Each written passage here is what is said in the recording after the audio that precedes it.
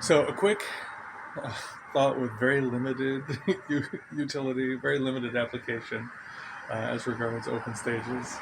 A quick thought on the concept of pushing it as a player, pushing it.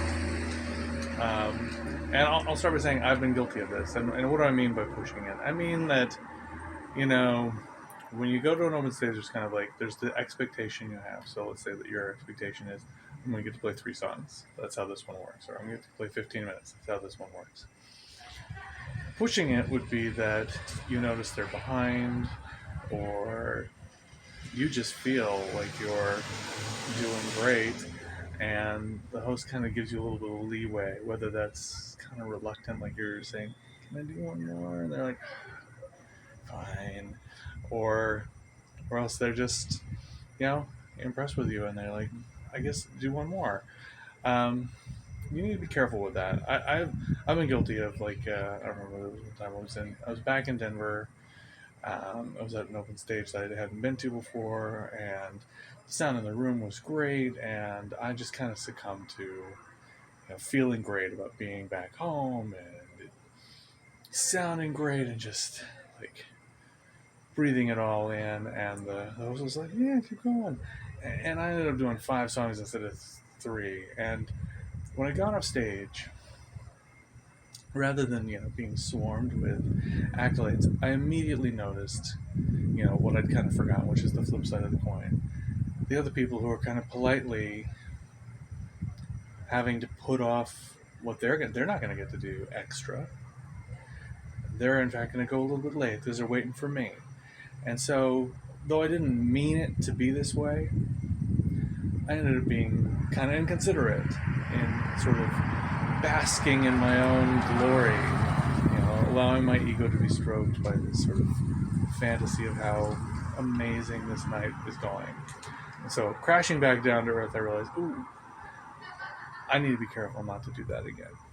And certainly, I've been on the flip side of the coin where, I'm at an open stage. I was at an open stage tonight where it started a little behind, it started a little late, and there's technical issues, and I was early on, and we were running it really tight. And I was cutting my songs a little short and being really careful to make sure that I was not part of the problem. And getting some gentle and appropriate pressure from the host. As the night wore on, there were a couple people who instead kind of pushed it and they'd done their three and they're like, can we do one more? Or they were doing, or the host is kind of distracted and they just roll on into another, and it just so as a host you need to make sure that you're keeping a level playing field. I certainly found that myself. Everybody, they get excited and they do what I did back in that magical night back in Denver when they just don't want it to end. They don't want their set to end. It's the fantasy of playing an encore, but we don't really do that at the open stage. We're all in this together. It's got to be a level playing field. Everybody's getting a fair shake. Everybody's getting the same deal. That's got to be how it starts, and it's kind of up to you as the host to do that. Also, it's up to you as the player to to this kind of goes with the unwritten rules to like all for one for all. It's like hand in hand with the reason that you stay and listen to other people. You also do your best to adhere to only what you expected to get.